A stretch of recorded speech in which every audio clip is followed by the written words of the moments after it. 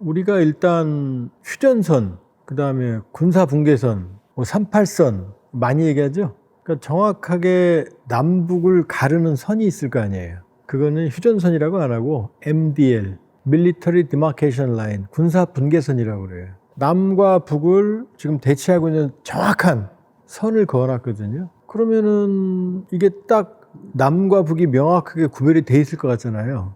사실은 그렇지 않아요. 지금 남과 북을 가르는 물리적 개념은 일단 바다가 있고 한강이 있어요. 임진강과 한강이 하구가 김포, 인천 이쪽에서 만나요. 여기가 남북, 요 가운데 수역을 두고 남과 북이 나눠져 있어요. 그리고 땅이 있습니다. 동해 서해가 있고. 그러니까 정전협정 53년 7월 27일 날 체결한 정전협정에 따르면 명확하게 규정된 선은 임진강 하구에서 육상, 동해 고성 앞바다까지, 여기까지는 군사 분계선에 대해서 명확하게 합의가 돼 있어요. 그러면 한강 하구에 그 수역이 있을 거 아니에요? 여기는 중립수역이에요. 중립수역. 그러니까 엄밀히 말하면 남북이 공동으로 관리하는데 중간에 이제 선만 있는 거죠. 가상에. 근데 거긴 나눌 수가 없잖아요. 안 보이니까. 그리고 중요한 건 바다는 남북이 합의한 적이 없어요. 그걸 바로 NLL이라고 그래요. 북방 한계선. 북방 한계선은 뭐냐면 정전협정에서 합의한 게 아니고 그 당시 유엔군 사령관이 북방 한계선, 북쪽으로 이 한계 이상은 우리 보고 유엔군 보고 올라가지 말아라고 일방적으로 거는 선이에요. 우리를 통제하는 선이에요. 북한은 합의한 적이 없어요. 그러니까 억울하지. 근데 이게 왜 그러느냐? 고성 앞바다에서는 섬이 없잖아요. 그러니까 고성 앞바다에서 육상의 군사 분계선을 기준으로 직선으로 거버리면 끝나요. 아무런 문제가 없어요. 그런데 서해는 어떻게 돼 있죠? 백령도, 연평도, 소연평도 시작해서 5개도서, 서북 5개도서가 있단 말이에요. 그 어디까지가 있어요? 북한 안쪽까지가 있잖아요. 그러니까 이 선이, 북방 한계선이 아주 꼬불꼬불하게 올라가 있단 말이에요. 사실은 북한에게 불리한 선이에요. 근데 초기에는 북한은 이걸 받아들였어요. 그 당시 유엔군 사령관이 거슬 때. 왜? 자기들은 불편한데 자기들 코앞까지 선이 와 있는데 북쪽까지. 백령도는 거의 한참 올라가 있잖아요. 북한은 해군력이 없었거든요. 해군력도 없는데 유엔군이 안 올라온다는데 얼마나 좋아요. 무방비였으니까. 그러니까 그때는 시익하고 속으로 웃었어요. 좋았어. 안 올라온다는데 얼마나 좋아요. 해군력도 없는데. 더 올라와서 막 평양 앞, 그 대동강 앞, 그 서해 만나는 데서까지 올라오면 어떻게 해요. 근데 시간이 지나갈수록 이제 안정되고 북한도 정신을 차리기 시작하니까 이제 기분 나쁜 거지. 그 선이. 그래서 그 선을 무력화하기 위해서 계속 도발을 한 게 뭐예요? 연평 1차 해전, 2차 해전, 대청 해전, 그 다음에 천안함 폭침, 좀 성격은 다릅니다만 연평도 포격 도발. 이런 서해가 왜 열점지대가 되느냐? 바로 NLL 때문이에요. 동해에서는 교전이 거의 없잖아요. 자, 그러니까 NLL에 그런 문제가 있는 거예요. 근데 우리 입장에서는 북한이 그러니까 뭐래요? 자기들에게 유리한, 자기들 육상 기선 중심으로 마음대로 거놓고 북방 5개도선은 고립되게 만들어 놨어요. 자기들이 열어놓은 통로로만 다니라 이거예요. 우리 못 받아들이죠. 북한이 억울해도 상관없죠. 왜? 그동안 우리는 이 NLL 기준으로 방위 전략, 안보 전략을 짜왔으니까 이제 와서 포기할 수는 없는 거죠. 그러니까 엄밀히 말하면 북한도 할 말 있고 난 합의한 적 없잖아. 우리는요. 이제 와서 그걸 다시 물리면 북방 이 서북 5개도선은 어떻게 돼요? 위험에 처하잖아요. 이게 지금 갈등의 소지인 거예요. 그러니까 엄밀히 말하면 동서해의 NLL은 동해는 문제가 없죠. 직선으로 가버리니까. 서해 NLL은 계속 문제가 해결되지 어려운 구조에 있어요. 그 다음 한강하고는 중립수역이니까 뭐 그냥 넘어갈 수밖에 없죠. 바로 이제 육상이에요. 바로 군사분계선이. 문제가 되는 게 군사분계선이 바로 육상이에요. 지금 요새하고 있는, 북한이 요새하고 있는 게 바로 그 군사분계선이에요. 그런데 지금 임진강 하구에서부터 고성까지가 248km거든요. 근데 여기 문제가 있어요. 지금 우리가 군사분계선하고 떠오르는 게 뭐예요? 철조망이죠? 철책이죠? 군사분계선은 철책이 없어요. 아무나 왔다 갔다 할 수 있어요. 없어요. 그게 바로 착각이에요. 그러니까 지금부터 설명을 드릴게요. 그 군사분계선은 높이 한 1.5m 표지판만, 군사분계선이라는 표지판만 서 있어요. 몇 개가? 1292개가 200m 간격으로 임진강 하구에서 고성의 마지막 1292번째 편말까지 써 있어요. 고성에 가면 보여요. 전망대 가서 보면 그 말뚝이가. 그러면 그 표지판 사이 200m는 비어 있어요. 아무런 장애물이었어요. 판문점 JSA 가봤어요? 거기에 보면은 어떻게 돼요? 문재인 대통령, 트럼프 모두 넘어갔다 오잖아요. 철책이 없잖아요. 똑같아요. 그러니까 이 군사 분계선에는 우리가 알고 있는 철조망은 존재하지 않아요. 사람도 멧돼지도 사슴도 왔다 갔다 할 수 있어요. 그럼 우리가 생각하는 철책은 어디에 있느냐? 바로 군사 분계선에서 북쪽으로 2km, 남쪽으로 2km 그 지점에 철책이 있어요. 왜? 지금 군사 분계선인데 사람들이 왔다 갔다 하잖아요. 그럼 총 들고 있다 서로 싸울 거 아니에요. 그래서 뭐라 그래요? Demilitarized zone, 비무장지대. 야, 우리가 이렇게 코대고 있으면 싸우니까 야, 여기는 무장하지 말자. 그리고 어디로? 2km씩 물리자. 남쪽 2km, 북쪽 2km. 폭 최대 4km는 비무장하자. 그럼 무장을 군인이 안 할 수는 없잖아요. 영어로 라이플. 영어로 라이플은 드르륵 자동 소총이 아니고 권총이나 단발 소총을 의미해요. K2도 자동 소총이지, 엄밀히 보면은. 그러니까 단발 소총 라이플만 가지자라고 한 게 비무장지대. 그래서 비무장지대예요. 무장하지 말자. 무장하면 싸우니까. 그래서 그 안에 GP가 있는 거죠. 우리가 약 한 8, 90개, 북한은 우리도 한 두세 배 돼요. GP가. 이게 비무장지대예요. 그리고 그 2km, 남쪽 2km, 북쪽 2km, 거기는 아주 중무장한 철책들이 있는 거죠. 그러니까 우리가 떠오를 때 철책은 남과 북을 가르는 선이 아니고 바로 비무장지대를 말하는 거예요. 그런데 이 비무장지대는 말이 비무장지대지 세계에서 가장 중무장화된 지역이에요. 언제든 터질지 모르니까 특히 북한군이 각종 중화기를 다 배치해 놓고 있어요. 그러니까 이 1292개의 말뚝이 있잖아요. 근데 이게 문제가 있는 게 아니 1.5m인데 지금 53년 이후로 얼마나 세월이 지났어요. 그리고 나무로 만든 것도 있거든요. 무너졌을 거 아니에요. 그 다음 시멘트로 만들었어도 나무가 자라면 가려질 거 아니에요. 그러니까 지금 군사 분계선의 표식을 절반도 제대로 확인을 못해요. 절반이 아니라 아마 좀 심하게 말하면 명확하게 구분되는 건 한 4분의 1 정도밖에 안 될 거예요. 그러니까 이게 뭐 북한군이 넘어왔다. 이게 의도적일 수도 있지만 모르고 넘어올 수도 있는 거예요. 200m인데 생각해봐요. 1.5m 하나 가리는데 나무에 가리면 모르잖아요. 그러니까. 이게 지금 군사 분계선의 현실이에요. 그런데 이 안에는 지뢰지대도 있고 그러니까 우리가 GP가 있고 안전하게 확인된 전술 도로들만 이 GP와 연결되는 그 다음에 순찰 도로들만 있는 거예요. 만일에 여기다가 북한군이 내려와서 지뢰를 설치한다. 이건 다 문제가 있는 거죠. 그러니까 목함지뢰 도발 사건 그것도 건지 우리 통문 쪽에 있었는데 왜냐하면 DMZ라고 하는 선을 지키기 위해서 철책이 있을 거 아니에요? 그 사이에 들어다니는 문을 통문이라 그래요. 그 문을 열어놨거든요. 그 북한의 목함지뢰 도발은 그 지역에서 터졌거든요. 근데 맘먹고 만일에 그러니까 한국전쟁 끝나고 나서는 그 DMZ 안에서 분쟁이 많았겠어요? 안 많았겠어요? 계속 전투가 있었어요. 소리 없는 전투가. 꽤 오랜 기간 동안 거의 60년대까지 있었어요. 그게 바로 우리가 알고 있는 경계선의 현실이에요. 몰랐죠? 사람들은 완전히 남북을 가르는데 그러니까 탈북해서 오잖아요. 북한 군들이 쭉 건너오잖아요. 건너서 놓고 기순한다고 그러잖아요. 참호에 와서. 그게 가능한 거예요. 그 가운데 철조망을 해놓고 전기 흘리게 하면 못 다니죠. 그게 지금 우리 남북을 가르는 경계선의 특징이에요. 다시 정리하면 어떻게 해요? 육상에는 MDL 1292개, 임진강 하구에서 고성 앞바다까지 말뚝만 200m 간격으로. 여긴 터 있어요. 그 다음에 한강하구는 중립수역. NLL은 우리가 거는 선.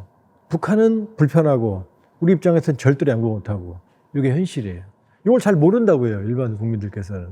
그러니까 철저하게 뭐 그 철조망으로 가로막혀서 아무도 못 간다. 그렇지 않아요. 자, 그런데 지금 어떤 문제가 있느냐. 그럼 비무장하기로 합의했잖아요. 물론 양쪽 다 어겨요. 북한이 더 많이 어겼고 GP가 있으니까 그걸 지키려면 중기관총도 들어가야 될 거 아니에요. 다.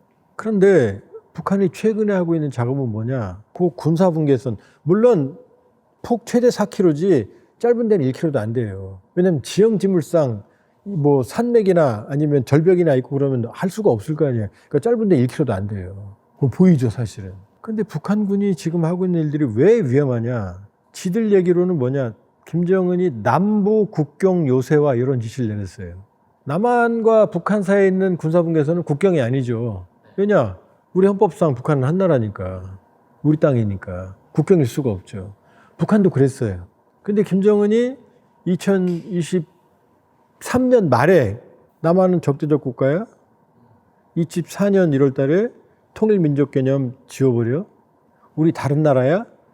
그런 다음에 다른 나라로 가는 모든 작업을 했고, 그리고 드디어 올해 개헌을 통해서 3월에 개헌을 통해서 통일을 지워버리고 우리를 다른 나라로 규정해버렸어요. 그러니까 우리를 남한, 남조선, 남반부 그러다가 대한민국, 한국 이렇게 불러요. 다른 나라로. 그러니까 얼마 전에 왔던 북한 여자축구팀, 내고향팀 들어올 때 뭐 들고 들어왔어요? 여권 들고 들어왔잖아요. 여권은 다른 나라에 왔다는 얘기를 지금 보여주는 거예요. 그러니까 지금 MDL 군사분계선도 국경으로 만들고 요새하라는 지시를 내렸어요. 그 작업을 하고 있는 거예요. 근데 이게 왜 문제의 소지가 있느냐? 자, 남북이 충돌을 방지하기 위해서 2km 밀렸잖아요. 근데 북한은 그 위에 있는 2km를 무시하고 내려왔어요, 지금. 가까운 데는 군사분계선에서 100m까지 내려왔어요. 여기다가 지금 뭐라느냐? 대전차 방호벽, 지뢰밭, 그 다음에 불모지대와 철저하게 물리적으로 우리를 단절하는 작업을 하고 있어요. 그리고 전술도로는 전투 시에 대량의 물자, 인원, 그 다음에 탄약이 이동할 수 있는 도로들이거든요. 그동안 GP로 오고 가는 이런 게 아니라 완전히 대량의 대규모의 물자들이 이동될 수 있는 전술도로를 새로 닦는 거예요. 그러니까 그동안에 과거의 전술도로와는 차원이 다른 거예요. 무려 100km 정도의 도로를 지금 뚫어놨어요. 그러니까 엄밀히 보면 북한의 입장에서는 이렇게 말할 수 있죠. 이거는 방어용이다. 왜? 대전차, 지뢰밭, 불모지대야, 방벽, 옹벽 이렇게 만들어 놓으니까. 쉽게 말하면 성을 쌓는 거니까. 그런데 이게 왜 문제가 되냐면 지금 제가 말씀드렸죠. 원래 2km를 물린 2km를 남쪽이 무장을 뒤로 물린 이유는 뭐예요? 충돌할까 보잖아요. 근데 우린 2km 지금 뒤로 물렸죠. 얘네 내려왔잖아요, 지금 여기까지 코앞까지. 그럼 어떻게 돼요? 일단 우리 DMZ 안에 있는 GP들이 위험해지죠. 이제 얘네들은 GP가 아니라 본 부대가 지금 내려온 거니까 우리 GP가 위험해지고 있는 거죠. 아니, 성이 적이 공격할 때는 막는 거지만 성 위에서 공격을 하면 훨씬 안전하잖아요. 네. 성 밑에 있는 사람들. 우린 지금 성 밑에 있는데 지금 코앞까지 저쪽에 있던 성을 우리 코앞까지 당긴 거잖아요, 지금. 누가 불리해요? 우리가 훨씬 불리한 거죠. 그러니까 뭐 북한이 군사분계선에서 작업을 하고 있는데 뭐 방벽이고 방어용이다. 아닌 거예요. 그러니까 사실 심각한 상황인 거죠. 또 하나는 유엔군 사령부예요. 유엔군 사령부는 바로 이 정전체제, 정전협정을 관리하게 돼 있거든요. 그러니까 북한군이 DMZ에서의 이런 작업을 하는 건 정전협정을 위반한 거에 해당해요. 엄밀히 보면. 그래서 우리 군이 야, 이거 정전협정 위반했어. 그랬더니 하는 말이 가관이에요. 야, 걔네들이 성을 쌓았지 무기를 들여왔냐? 너네들 공격하는 무기 들어온 건 아니잖아. 정전협정 위반 아니야? 황당한 얘기를 하는 거죠. 유엔군 사령부가요. 그러니까 아주 기계적으로 해석을 하는 거죠.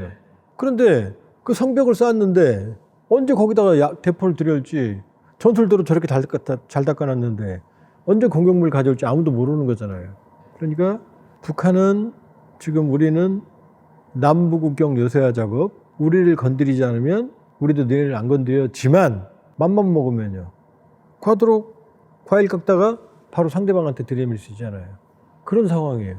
그러니까 우리로서는 그렇다고 우리도 똑같이 요새화한다고 앞으로 가버리면 바로 충돌하는 상황이 돼버리는 거죠. 그러니까 우리로서는 사실 유엔군 사령부가 이 일을 제기해도 북한이 말을 듣지는 않겠지만, 자, 북한은 맘 놓고 요새하고 있어요. 요새라는 건 방어도 하지만 공격도 하는 거예요. 그럼 우리 GP들이 전술 전략적으로 상당히 위험한 상황에 빠지는 거고, 또 우리 본진, 비무장지대 이남에 있는 본진, 주 방어선도 상당히 안보적 취약성에 노출이 되는 거죠. 그러니까 여기에 대해서 대응 태세를 갖춰야 되는 거죠. 방치할 수는 없는 거죠. 일단 유엔군 사령부가 손을 놓고 있고, 북한은 현재 남북국경 요새화 작업을 한 70%까지 완료한 것 같아요.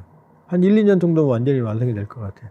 물론 요즘 전쟁에 뭐 방벽 쌓는다고 뭐 그게 무슨 뭐 고려 거란 전쟁도 아니고 그렇긴 하지만 어쨌든 물리적 충돌이 있었을 때는 우리한테 상당한 압박이 되는 상황이다 이렇게 볼 수 있어요. 일단 북한의 모든 전략 전술은 김정은 이전과 이후로 나뉩니다. 왜냐하면 북한이 핵실험을 6번 했거든요. 그중에 4번을 김정은 때렸어요. 그리고 2017년 11월에 화성 15형 ICBM을 발사한 다음에 국가 핵무력 완성을 선언했어요.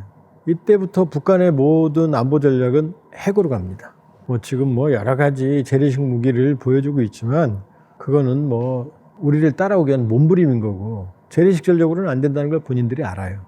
그러니까 북한은 오로지 모든 게 다 핵 위주입니다. 자, 핵은 2가지 전략이 있어요. 하나는 뉴클리어 섀도우 스트래티지, 핵 그림자 정책이라는 거예요. 그러니까 핵이 있으면 핵을 안 쓰더라도 마음대로 상대방을 때릴 수 있는 거예요. 왜? 상대방이 선을 넘으면 핵을 쓸 수 있잖아요. 이게 바로 러우 전쟁이에요. 러시아는 우크라이나를 마음대로 패요. 정말로. 비 오는 날 먼지 나듯이 패요, 진짜. 슬프지. 우크라이나는 러시아를 때리지만 항상 러시아 눈치를 봐요. 왜? 선을 넘으면 푸틴이 어디다 손을 대겠어요? 전술핵에 손을 댈 거 아니에요. 이게 뉴클리어 섀도우 스트래티지예요, 소위. 공식 용어는 아니에요. 핵 그림자 정책. 핵을 가지면 간땡이가 부어요. 동네에서 비리비리 얻어맞고 다니는 애가 이만한 창을 들고 다니면 동네 깡패들도 못 건드릴 거 아니에요.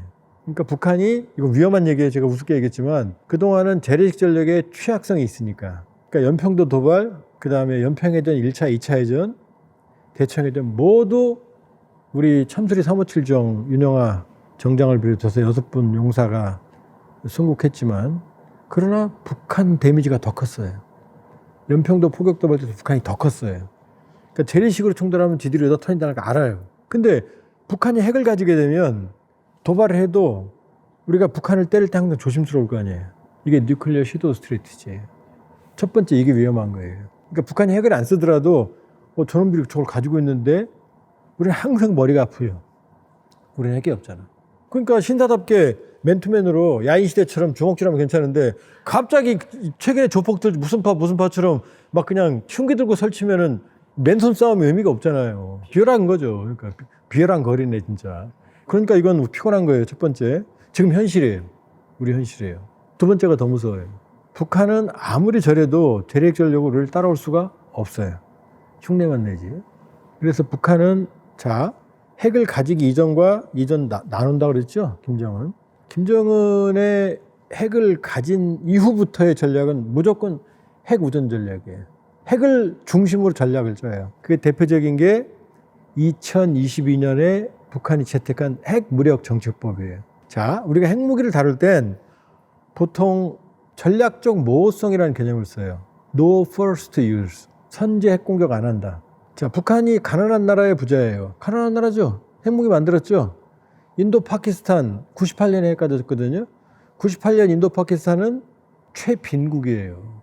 이 세 나라 다 찢어지게 가난한 나라들이 핵을 만들었잖아요. 그럼 대한민국이 못 만들겠어요? 일본 못 만들겠어요? 대만 못 만들겠어요? 다 만들 수 있어요. 그것도 빨리 만들 수 있어요. 국가적인 총력을 기울이면.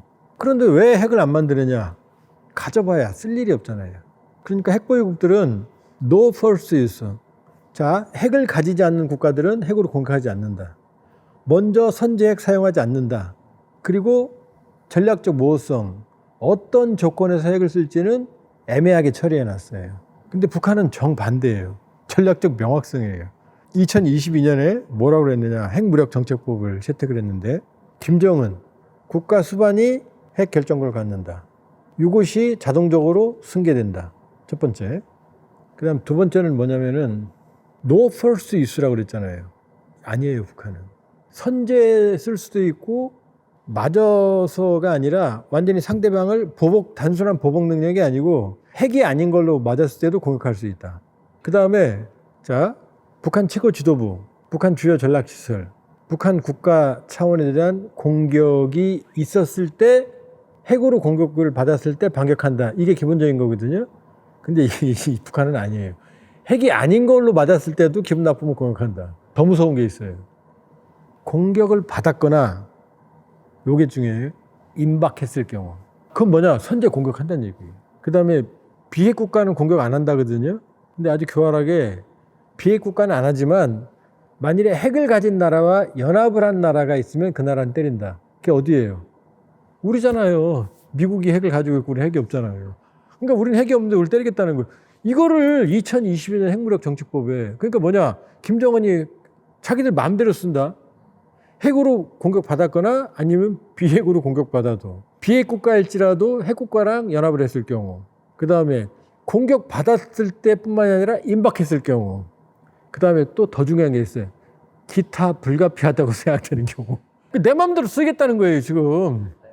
아니, 내가 웃으면서 얘기하지만 황당한, 세상에서 가장 황당한 핵 무력 정책법을 만든 게 김정은 정권이에요.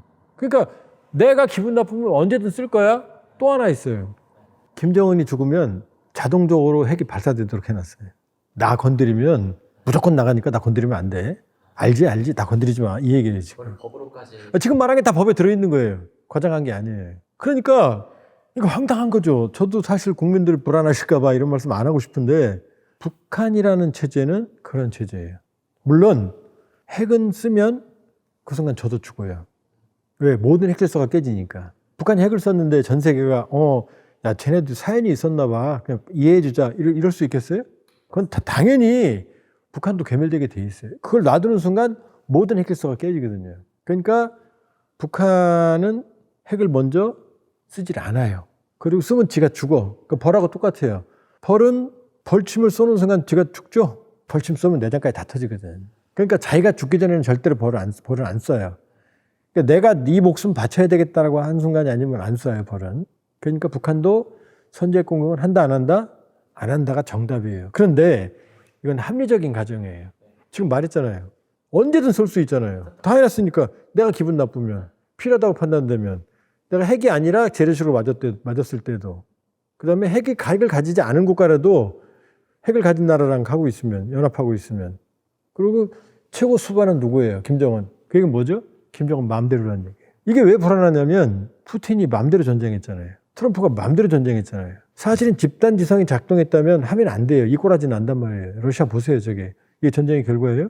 미국 보세요. 온갖 추한골 다 드러나고 허상가 다 드러났잖아요. 근데 했잖아요, 지금 자기 마음대로. 그러니까 우리가 과도한 공포를 가질 필요는 없지만 그런 엄연하게 북한이라는 존재에 대해서는 경각심을 가져야 된다. 따라서 북한이 저렇게 새로운 신무기를 만들고 뭐 해거리고 하지만 그 얘기는 두 가지예요. 뉴클리어 섀도우 스트래티지. 재래식 충돌이 일어났을 땐 보다 과감하게 충돌하겠다는 게 재래식 전력 강한 거고, 유사시는 선제 핵 사용이에요. No first use가 아니라 just first use가 김정은 정권의 핵정책이라는 거예요. 이란과 달라요. 이란은 신정체제라고 그래서 종교의 교리에 특화된 혁명 수비대라는 집단 위에 얹혀 있는 거예요, 신정체제가. 그러니까 일종의 집단 지도체제라고 보면 돼요. 집단 지도체제의 정점이에요. 그러니까 하메네이가 죽었으니까 바로 모두타바가 올라간 거고, 모두타바는 지금 의식불명이라는 설까지 있잖아요. 그런 데로 돌아가는 거예요. 왜? 이 집단 지도체제 혁명 수비대가 있으니까. 북한은 아니에요. 아나콘다예요. 그러니까 이란은 메두사라고 보면 돼요. 히드라거나 머리가 많거나 잘라도 또 나와요. 근데 북한은 아니에요. 아나콘다예요. 김정은만 죽으면 지도부가 사라져요. 그게 바로 북한의 취약점이에요. 권력에 대한 도전을 인정하지 않기 때문에, 그러니까 이인자가 존재하지 않아요. 비상시에 대비한 시스템이 존재하지 않아요. 그거 자체를 도전으로 봐요. 그러니까 그렇게 보면 이란의 신정체제와 북한의 다른 점은 바로 이란이 일종의 시아파 원리주의, 시아파의 이 벨라에테 파키라는 신정체제를 이루는 집단적 시스템이 작동하는 데 비해서 여기는 김정은 혼자예요. 나머지는 다 의미가 없어요. 그러니까 이게 딱 끊어지면 아나콘다의 몸뚱이와 유사하게 돼요. 그러니까 자기가 죽으면 자동적으로 핵미사일 발사하라라고 해놨는데, 과연 김정은이 죽으면, 죽었다는 게 확인되면 북한에 있는 핵미사일 그 나머지 세력들이 발사할지 안 할지 그것도 의문이에요, 사실은. 지들이 살아야 되니까. 그러니까 이거는 뭐 하나의 시나리오인데, 그러니까 이런 건 다르다. 이란이 그런 면에서는 북한보다 훨씬 더 장기적 생명력이 있다, 이렇게 볼 수 있어요. 그러니까 다시 돌아가서 핵은 써서는 안 되죠. 나도 죽고 그 다음에 어떤 불확실성이 올지 모르니까. 그런데 내가 지금 죽을 것 같다고 오판하면 어떻게 해요? 쓸 거 아니에요. 그래서 핵이란 거 위험한 거고, 언제든 핵을 억제할 수 있는 충분한 억지력을 확보해야 되는 거예요. 핵을 억제하는 건 첫 번째, 우리 입장에서는 미국 핵 억지력, 신뢰성을 최고도로 제거할 수밖에 없는 거죠. 어쩔 수 없어요. 미국을 믿는 수밖에. 근데 미국이 그때 가서 자, 남녀가 사랑해요. 지금 정말 죽도록 사랑해. 야, 우리 내년 결혼하자. 물론 지금은 확실해. 지금은 뭐 나 없으면 죽어 진짜. 근데 내년은 아무도 모르잖아요. 자, 한미동맹 지금 철통 같아. 근데 막상 그 상황이 됐을 때 더 할지 안 할지 모르잖아요. 그럼 불확실해요. 그럼 우리 입장은 뭘 해야 돼요? 우리는 약간 서글픈 시나리오인데 한 놈만 팬다 작전을 하면 돼요. 북한은 모든 게 김정은만을 위해서 존재해요. 2,600만의 인민들은 다 의미 없어요. 김정은 수백만을 죽여도 자기 혼자만 살면 되는 게 독재 체제예요. 그러니까 아나콘다예요. 아나콘다 보면 20m 뭐예요? 대가리만 자르면 끝나잖아요. 그러니까 한 놈만 패면 되는 거예요. 그러니까 김정은만 제거한다. 어떤 경우든 지휘부는 제거한다. 북한이 대한민국 전체 핵탄두를 터뜨릴 수는 없잖아요. 그러니까 다양한 참수 작전, 참수 능력을 가지고 있으면 그래서 현무5가 중요한 거예요. 현무5는 핵탄두는 아니지만 원샷 원킬이 되거든요. 그 정도면. 그럼요. 일반 미사일이나 탄두는 튼튼하게 지은 아파트 하나 못 부셔요. 순살 아파트 빼고. 근데 현무5 같은 경우는 원샷 원킬이거든요. 우리 충북에 가면 13특임단이라고 있어요. 13특수임무여단. 13공수특전단이 바뀐 거예요, 임무가. 그 부대가 대표적인 참수부대예요. 알려져 있죠. 그러나 세부 인원, 장비는 아무도 몰라요. 그러니까 우리 입장에서는 우리를 건드리면 북한 지도부는 죽는다. 라는 걸 확실히 각인시켜주는 거죠. 뭐 핵이 없으면 끝난다? 아니에요. 자, 핵이 위력이 커도 상대방의 전략적 거점을 타격할 수 있고 의지를 약화시킬 수는 있어요. 그러나 전국에 산재해 있는 대한민국의 모든 군 시스템을 파괴한다? 그건 불가능해요. 그러니까 적 지휘부를 제거하는 참수 능력을 확보하고 개별적이고 독립적인 참수부대가 독립적으로 작전을 한다라고 그러면 그건 굉장한 억지력이 되는 거죠. 그러니까 미국의 핵 우산, 그 다음에 북한의 지도부를 제거할 수 있는 참수 능력, 이게 이제 1차적인 거고, 자, 우리의 대응 능력을 조금 더 자세하게 설명을 드릴게요. 자, 우리는 그러면 뭐 핵이 없으면 아무 의미가 없냐? 그럼 다 핵 만들지 뭐하러 이러고 비싸게 재래식 무기에 돈을 써요. 그렇죠. 그렇잖아요. 자, 재래식 전력, 지금 이란, 미국 재래식 전쟁이잖아요. 러시아, 우크라이나 전쟁 재래식 전력이잖아요. 어쨌든 정해진 범위 내에서는 재래식 전력을 쓸 수밖에 없어요. 우리는 지금 북핵에 대해서 세 가지 한국형 삼축 체계라는 시스템을 운영을 하고 있는데, 먼저는 킬체인이에요. 그러니까 북한하고 똑같아요. 임박했다고 판단하는 순간 먼저 때리는 거예요. 그럼 임박했다고 판단하는 순간을 어떻게 알지? 알 수 있어요. 왜냐? 6.25 때는 여러 가지 징후에도 불구하고 우리가 6.25가 발발할 가능성이 있다는 정보는 많았어요. 근데 무시했어요. 최고 지휘부에서. 정보 라인은 돌아갔어요. 첩보 라인은. 지금은 그게 안 돼요. 왜냐? 우크라이나 전쟁 할 때 바이든이 그때 그랬잖아요. 매달 며칠 날 침공한다. 현장 생중계했어요. 며칠 날 할 거지. 푸틴이 삐져갖고 아니 그러다가 했거든요. 다 보이거든.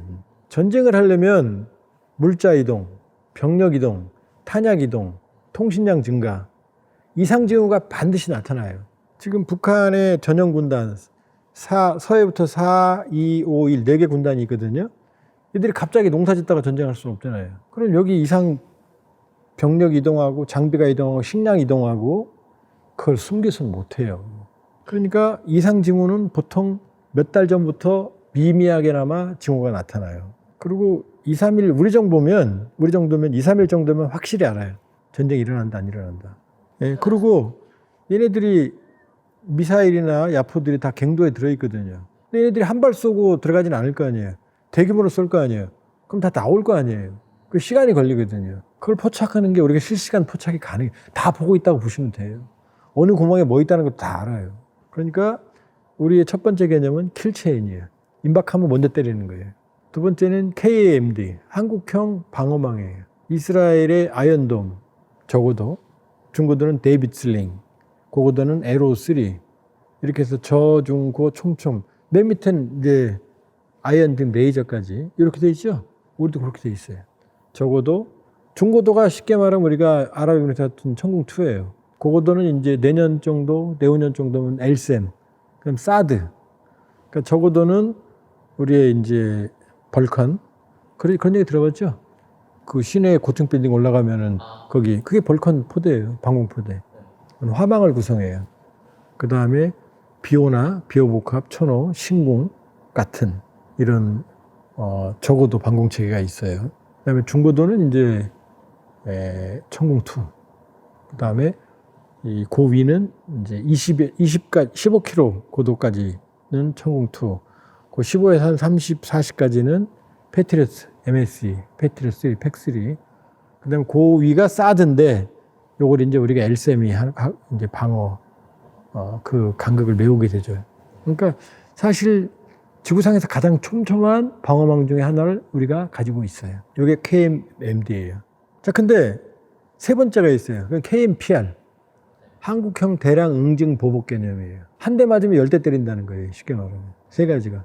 그게 바로 대표적인 무기가 바로 현무5예요. 파괴력이, 그러니까 무식한 미사일이죠. 어떻게 탄도 무게가 막 9톤이 되고, 탄도 안에 들어있는 고폭약이 2톤 정도 되는 걸로 추정이 되거든요. 자세한 지원은 안 알려져 있어요. 보통 일반 미사일 같은 거, 단거리 미사일은 탄도 무게가 500kg이거든요. 9톤이에요. 특수 텅스텐 탄자로 되어 있어요. 지하 깊숙이 들어가요. 이건 원샷 원킬이에요. 일반 미사일로는 지금 이 건물 굉장히 튼튼하게 됐잖아요. 이거 미사일 맞아도 안 무너져요. 부분적으로만 파괴돼요. 야포 맞아도. 집중적으로 맞지 않는 한 무너지지 않아요. 근데 현무5를 맞으면 전체가 부서져요. 그 정도예요. 이 파괴력이라는 게 무게하고 속도에 비례하잖아요. 그러니까 어마어마한, 보통 현무5 정도 종말 속도는 마하 10쯤 돼요. 마하 10이면 12,000km가 넘는 시속. 그 속도로 고도에서 떨어진다고 생각해봐요. 이게 위치 에너지까지 포함돼서. 그게, 그러니까 그거를 우리가 수백 발, 투발 능력을 갖추는 게 목표거든요. 그런 개념이에요. 그 다음에 장보고 3, 도산 안창호함, 장영실 하면은, 안창호하면은 6발, SLBM, 장영실 하면 10발 들어가거든요. 그러니까 어디서 날라오지도 모르는 미사일이 날라오게 되는 거죠. 어디로? 북한의 주요 거점에. 그러면 이게 동시다발적으로 우리가 사전에 포착해놓은 모든 북한의 주요 거점으로 날아가서 괴멸시키게 되는 개념으로 되어 있어요. 그러니까 무슨 핵 한 방 맞으면 끝난다? 그렇지가 않죠. 한 방 쓰는 것도 어렵지만 동시다발적으로 대한민국 전체 핵을 떨어뜨린다? 물론 걔네들 교리는 그래요. 주요한 항구, 수도권, 인천, 뭐 공항. 왜냐, 공군력이 없으니까 공항은 다 때릴 거 아니에요. 주요 항구도 때릴 거 아니에요. 그러나 만일에 그렇게 동시다발적으로 여러 발의 탄두를 쓴다. 그러면은 지네도 죽을 각오를 하는 거고. 그런다 한다 한들 우리의 모든 반격 능력이 사라지는 건 아니잖아요. 동해안에 들어있는 물속에 있는 걸 어떻게 잡아요? 그래서 핵심 잠수함이 필요한 거예요. 핵심 잠수함은 오래 있을 수 있으니까. 그게 바로 KMPR이에요. 이지스함 떠 있는 우리의 현무5. 그 다음 우리의 각종 탄도미사일 대형. 현무5만이 아니잖아요, 지금. 미사일이 뭐가 있어요? 현무2가 있잖아요. 사거리 300, 500, 800. 현무3가 있잖아요, 순항미사일. 500, 1000, 1500이에요. 현무4는 4.5톤, 현무5는 9톤. 이게 동시에 날아가는 거죠. 김정은이랑 무섭겠어요, 안 무섭겠어요? 무섭죠. 그러니까 뭐, 우리는 핵도 없는데, 뭐 무슨 뭐, 대한민국 뭐 5위라는 거 거짓말이에요. 뭘 거짓말이에요, 지금. 50만 병력에, 예비군 300만에 각종 무기 모두 자급하는데, 무슨 한국군은 무슨 뭐 수치상으로. 그럼 한국군이 그러면 수치상 빼면 다 나머지는 핫바지인가요? 왜 자기를 자꾸 비하하는지 모르겠어요. 여기 있는 대한민국 그 군인들은 다 정신이 해이해져 있고 무슨 뭐 삼단봉 들고 뭐 빈총 근무했다고 그래서 나쁜 것만 보니까 그렇죠. 나쁜 것만 보니까. 북한은 1년에 군대 가면 총 몇 방 쏘는지 알아요? 3발 쏩니다. 3발이에요. 그게 표준이에요. 많이 쏘면 6발 쏴요. 우리는 일단 사격 훈련 수시로 하죠? 그러면 최소 2, 30발 쏘잖아요. 그렇죠? 연사도 하고 1년에 수백 발 쏴요. 여기까지만 얘기할게요. 3발 쏘는 나머지 시간 농사 짓는 북한이랑 그렇다고 북한을 무시하고 뭐 제가 무시하지 않았잖아요. 핵 얘기도 했고 다 했잖아요. 근데 자꾸 우리를 비하하고 뭐 핵 없으니까 끝나고 뭐 그렇지 않아요. 핵이 없으면 없는 대로 적응해서 안보력을 갖추는 거고 거기에 대응하는 체제를 갖추는 겁니다. 그러면 핵 가지면 되지. 가지면 돼요. 굴물 각오하고 핵 가지면 돼요. 그러나 그럴 수는 없잖아요. 그러니까 모든 국가에는 자기들에게 맞는 적정 국방, 적정 안보라는 게 있는 거예요. 그런 점에서 한국은 잘해왔어요. 중국도 복잡하죠. 중국의 꿈은 북한에 내려와서 북한을 점령하는 게 아니라 동해로 나가는 거예요. 동해에 출구를 마련하는 거거든요. 근데 과연 그걸 그렇게 되면 한국과 일본, 미국의 안보가 치명적인 타격을 받죠. 그걸 용납하겠냐는 거죠, 첫 번째. 그 다음 러시아도 치명적인 영향을 받아요. 중국이 나오면 블라디보스톡이 포위되니까. 그럼 원래 청나라 말기 때 청나라가 관리했던 아무르주, 하버록스주, 연해주 한반도 면적의 6배나 되는 거의 6배 육박하는 이 지역을 위험해지거든요. 그러니까 중국의 야심은 북한의 유사시 북한에 들어와서 동해를 장악하는 거겠지만 그러나 그게 실제로 실현될지는 두고 봐야 된다. 점령한다 하더라도 러시아도 반대할 거고 일본 당연히 우리는 반대하죠. 우리 땅이니까. 그건 용납 못하죠. 대한민국 영토에 대한 침략이니까 헌법의 위반이니까 국제법적보다 헌법이 더 중요하니까. 그다음에 그쪽은 항구를 개설해야 되는데 그거를 지금 러시아, 일본, 미국도 두고 보겠다는 거죠. 일단 중국이 들어오게 되면 주한미군하고의 충돌 가능성이 매우 높아지죠. 북한에 들어오게 되면. 그럼 정말로 국제전의 위험성이 커지니까 중국으로서도 쉬운 선택은 아니죠. 여러 가지 면에서 예를 들어서 중국이 오바를 하면 미국도 오바할 수 있죠. 대만에 대해서. 미군이 진주할 수도 있는 거죠. 대만에. 명분이 되잖아요. 그러면 중국은 대만 이제 침략은 꿈도 못 꾸는 거죠. 미군이 들어가는데 어떻게 전쟁을 해요?